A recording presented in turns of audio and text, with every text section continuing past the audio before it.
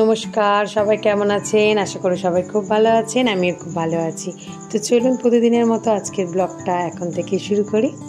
আজকে সোমবার, আর সকাল সকাল আজকে আকাশটা দেখছি খুব সুন্দর ঝলমলে। মনে হচ্ছে অনেক দিন পর আজকে একটু রোদের দেখা পাওয়া যাবে। প্রথমেই ফ্রিজ থেকে আজকে চিংড়ি মাছটা বার করে নিয়েছি। গতকাল নিয়ে এসেছিলাম বাজার থেকে, তো সেটাই একটু জলের ভিজিয়ে দিচ্ছি যাতে বরফটা গলে যায়। তো চলুন, আজকে হবে পুঁই শাক চিংড়ি, পুঁই শাক, কুমড়ো আর বেগুন কাটবো। তবে গতকাল রাতেই আমি শাকটাকগুলো কেটে রাখি, কিন্তু কালকে অনেকটা রাত হয়ে গিয়েছিলো মায়ের বাড়ি থেকে আসতে, তো সেই জন্য কিছু এই কাজগুলো সেরে রাখা হয়নি। তো সবজিগুলো কাটার পরেই আমি চটপট চিংড়ি মাছটা বেছে নিয়ে আগে কড়াই দিয়ে দিলাম। চিংড়ি মাছটা আগে ভেজে তুলে রেখে তারপরে সবজিটা দেবো কড়াই। আলু, কুমড়ো, বেগুন আর শাক, বেশ মোটা মোটা পুঁই শাকগুলো, জানেন এগুলোকে বলা হয় হেতেল পুঁই শাক। তো এইগুলো চাষ করাই হয়। আমারও 8 বছরে এই গাছ হয়েছিল, তবে এর থেকেও বেশি খেতে ভালো দিশিটা, যেটা একটু হালকা কালচে হয়, খুব সুন্দর খেতে। ওর আঁশগুলোও সুন্দর তাড়াতাড়ি ছাড়িয়ে উঠে যায়, আর তারপরে মিষ্টিও লাগে দারুণ, মানে আলাদা একটা স্বাদ হয় ওই পুঁই শাকটা। একটু দেখবেন খেয়ে, ভালোই। সাদা পুঁই শাকটার থেকে একটু কালচে পুঁই শাকটা সুন্দর খেতে হয়। চলুন, আমার চিংড়িটা ভাজা ভাজা হয়ে এসেছে। এবার সবজিটা কষা হয়ে গেলে তারপরে চিংড়ি মাছটা দেব। তবে কুমড়ো, বেগুন এগুলো দেওয়ার পর আর বেশি নাড়তে হয় না। আলুটা প্রথমেই ভালো করে ভেজে নিয়েছিলাম, আর ফোড়নে 5 ফোড়ন আর শুকনো লঙ্কায় দিয়েছিলাম।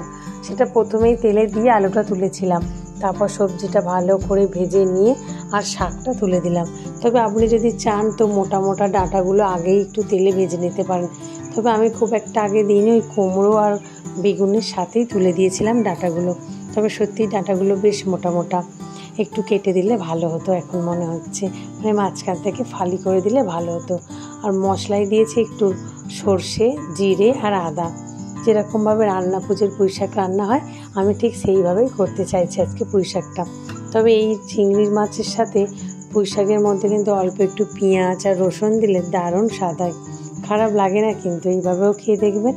তো ওইভাবে তো আমি প্রায় সময় করি, যেমন থোর চচ্চড়ি করি, ওইভাবে চিংড়ি মাছ দিয়ে একটু সামান্য আদা রসুন আর তার সাথে একটু পেঁয়াজ দিয়ে দিই। তবে আজকে ওগুলো দেবো না, আজকে শুধু এইভাবে বানাবো, দেখি না কেমন লাগে।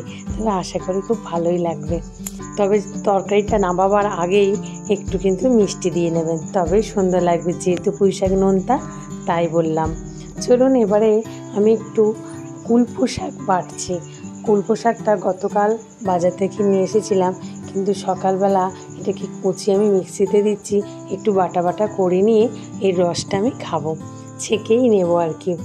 এখন ওই শিল নোড়াতে বাটতে গেলে অনেকটা সময় লেগে যাবে, আমার হাতে অতটা সময় নেই, একটু প্যাকেটের কাজে বসবো। কিন্তু এই দেখুন কি অবস্থা হলো, রেডি করে বসলাম অথচ ইলেকট্রিকটা নেই। তো অমনি সব রেখে দিলাম, কি করা যাবে, ইলেকট্রিকটা আসছেও না, আমি কাজেও বসতে পারছি না।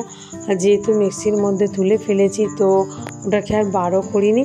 আপাতত একটু গরম জল খেয়ে আমি বসে গেছি খাবার খেতে। বিস্কুটটা দেখলাম শেষ হয়ে এসেছে, তাই বিস্কুটটা ঢালছি, মানে এবারে অন্য একটু বিস্কুট ঢালছি।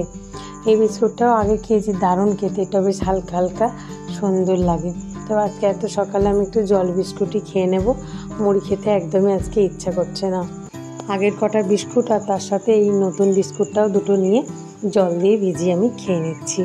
আমার তো জানেন বিস্কুট ফেভারিট একটা খাবার, আমার ভাত মুড়ি না হলেও চলে, কিন্তু বিস্কুট আমার লাগেই, প্রতিদিন অন্তত খান 5 করে হলেও যথেষ্ট, আমাকে খেতেই হয়, একটা নেশা।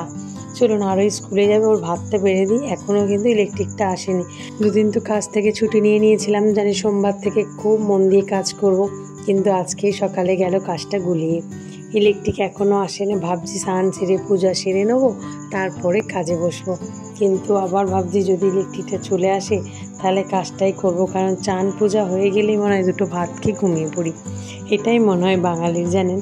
তো আরেকে একটু ভাত দিয়েছি, তবে ও কিন্তু আজকে ডিমের তরকারি খাবে না বলেই দিয়েছে, ওকে একটু ডিম সিদ্ধ দিতে হবে, কারণ ওর ফেভারিট আজকে পুঁই শাক রান্না হয়েছে, আবার সেটা চিংড়ি মাছ দিয়ে। তবে চিংড়ি মাছ দিয়ে বলুন আর ইলিশ মাছের মাথা দিয়ে বলুন, পুঁই শাকটা সবারই ফেভারিট, শুধু মানুষ গ্যাস অম্লের জন্য খেতে ভয় পায় একটু। তবে যাই হোক না কেন, ওষুধ খেয়ে হলেও খাবার, যেটা প্রিয় খাবার, সেগুলো খেতেই হয়। তো ওই জন্য আজকে ওকে পুঁই শাক দিয়ে ভাত দিয়ে দিলাম, ও ওটা খেয়ে স্কুলে চলে যাবে। ওর খুব প্রিয় একটু খাবার। তো আমাকে এমনিতেও বলে গেল, মা একটু পুঁইশাক রেখে দিও আমার জন্য, আমি এসে আবার খাবো। কিন্তু ওটা কি ঠিক হবে বলুন তো, ছেলে মানুষ আর পুঁইশাক হজম হতে একটু সময় লাগে। সেই জন্য ভাবলাম না, বলেছে আবার অন্যদিন বানিয়ে খাওয়াবো, তো সেই জন্য রাখবো না। মনে মনে আমি ভেবেই নিয়েছি, ওকে কিছু বলিনি।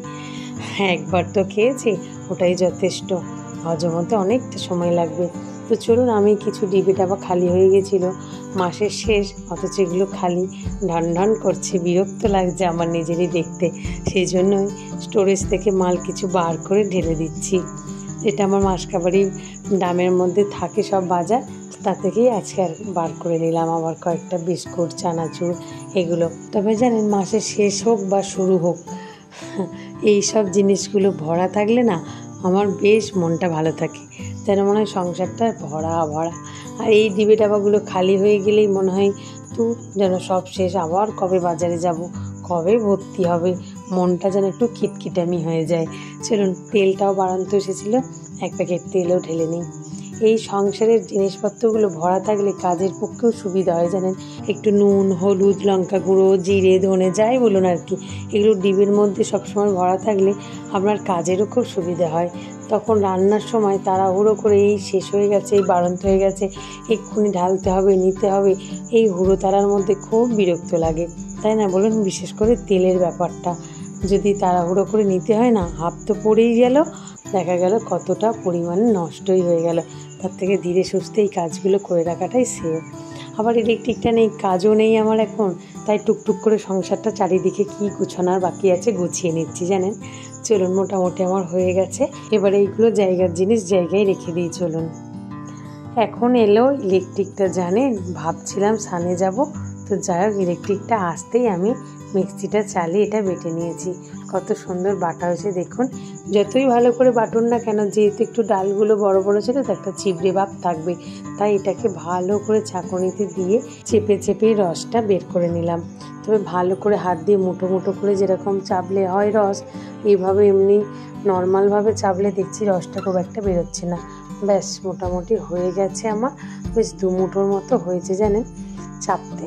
এই দেখুন কতটা ছিবড়ে বেরিয়েছে, আর রসও দেখুন অল্প অল্প বেরোচ্ছে, আরও একটু আছে, সেটাও ঢেলে এই দেখুন এতটা রস হয়েছে চেপানোর পরে।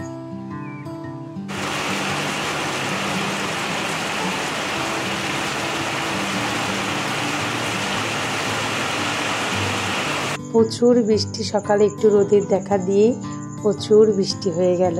তারপর আমি একা দুপুরবেলা ভাত খেতে বসেছি। পুঁইশাক যেহেতু ভালোবাসি, তো মনটা শুধু পুঁইশাকের দিকে টানছে যে কতক্ষণে খাবো। সত্যিই সুন্দর হয়েছে জানেন, নিজের রান্না বলে বলছি না। তবে চলুন খেয়ে নিই। আর রাতের রান্না আমি সেরে রেখেছি, আজকে একটু ডিমের তরকারি, আর সন্ধ্যাবেলা শুধু একটু রুটি করে নেব। তো আজকে ভিডিওটা তাহলে এখানেই শেষ করছি। আগামীকাল একটি নতুন ব্লগে আপনাদের সাথে আমার আবারও দেখা হবে।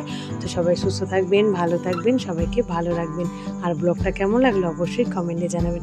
যদি ভালো লেগে থাকে তাহলে একটা লাইক আর সাবস্ক্রাইব করে পাশে থাকবেন। টাটা।